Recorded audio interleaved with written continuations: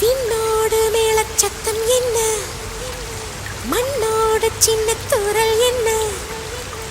எங்கேதான் சென்றாயோ இப்போது வந்தாயோ, சொல்லாமல் வந்தது போல் இல்லாமல் போவாயோ, தப்பாமல் மீண்டும் சந்திப்பாயோ, நீ வரும்போது